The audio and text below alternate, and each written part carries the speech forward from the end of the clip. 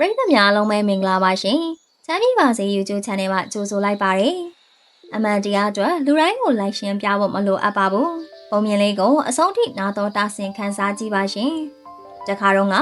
စိန်လန်းတဲ့တောင်ကုန်းများနဲ့ပြင်းပြင်းစွာစီးဆင်းနေတဲ့ချောင်းများဝန်းရံလျက်ရှိတဲ့ကြေးရွာငယ်လေးမှာ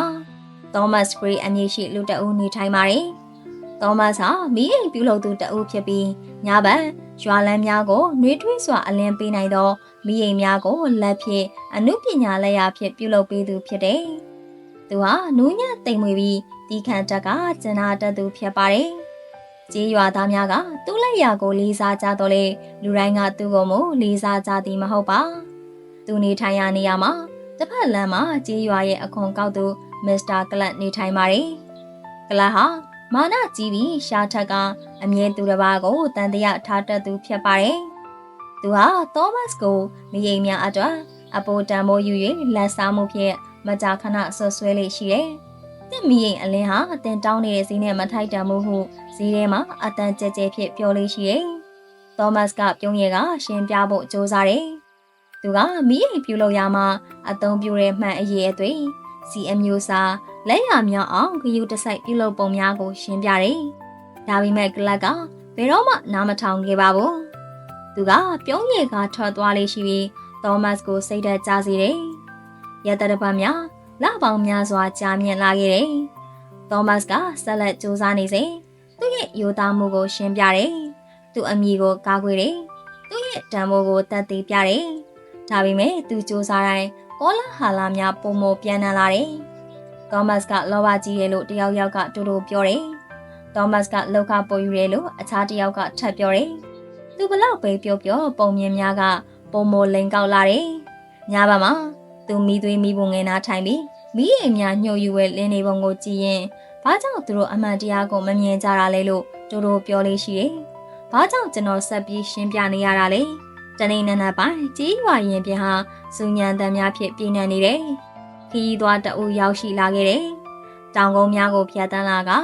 ရဟန်းကြီးတစ်ပါးလူအများကသူ့အနာဝိုင်းကကောင်းကြီးများတောင်းကြတယ်။သောမတ်စ်လည်းပင်မနွမ်းနေစွာနဲ့ရဟန်းကြီးထံရောက်တယ်။လူအုပ်ပါလာသည့်အထီဆောင်ပြီးနောက်သူတို့ပြောလိုက်တယ်။ဆရာတော်ကျွန်တော်ဟာရိုးသားဖို့ကြိုးစားနေပါတယ်။ဘသူကမှမလိမ်ပါဘူး။ဒါပေမဲ့ဘလောက်ပဲရှင်းပြ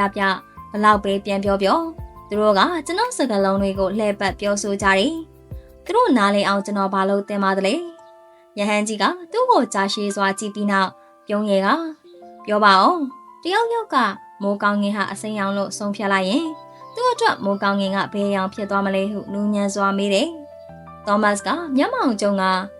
သူကအစိမ်းရောင်မဲလို့ယုံကြည်နေအောင်မှာပဲဟုဖြေလိုက်တယ်။ဒါဆိုရင်ယဟန်ကြီးကဆက်ပြောတယ်။မင်းရဲ့ရှင်းပြချက်တွေကသူ့မျက်စိကိုပြောင်းလဲပေးနိုင်မှာလား။သောမတ်စ်ကတဖြည်းဖြည်းချင်းခေါင်းခါလိုက်တယ်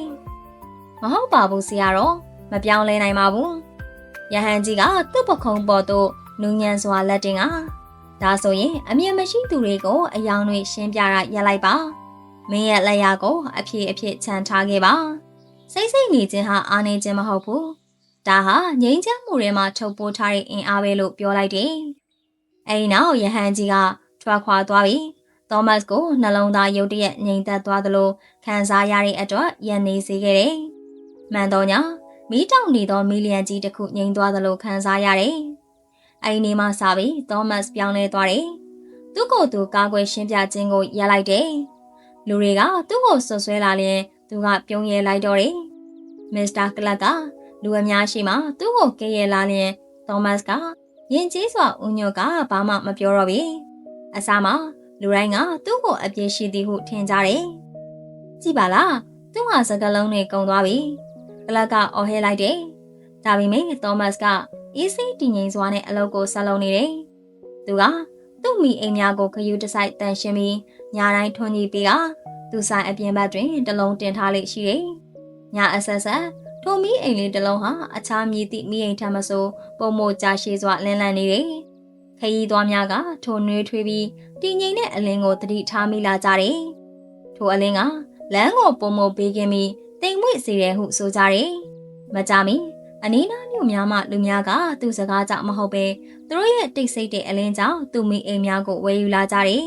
။ တညနေခင်းမစ္စတာကလပ်ကိုယ်တိုင်လည်းမီးအိမ်တစ်လုံးလိုအပ်လာတယ်။သူကသောမတ်ဆိုင်သို့ရှက်ရွံ့နေတော့လေခေါင်းမစွာဖြင့်ရောက်လာတယ်။သူကစပွဲပေါ်မှာတင်ငါသုံးများတင်ငါကျို့တို့အိမ်ရှိဆောင်မှာမီးအိမ်တစ်လုံးလိုတယ်လို့ပြောတယ်။သောမတ်ကကောင်းကြီးကမီးအိမ်တစ်လုံးပေးလိုက်ပြီးဒီမီးအိမ်ကခမားကိုကောင်းကောင်းအသုံးဝင်စေပါလိမ့်မယ်လို့ပြောလိုက်တယ်။ဒေါသမရှိကာဝယ်ခြင်းမရှိငြိမ်းချမ်းမှုသာရှိတယ်။ရန်နေငယ်ကြပြီးတဲ့နောက်ကြီးရွာသားများကကလာဟာညနေခင်းမှာသူ့အိမ်အပြင်ဘက်မှာရန်နေပြီးသောမတ်ရဲ့မိအိမ်ရဲ့နူးညံ့တဲ့မိရာကိုငေးကြည့်နေသည်ကိုမြင်ကြရတယ်။သူကထောက်မပြောတော့လေသူမျက်နှာမှာတခုခုပြောင်းလဲသွားပြီး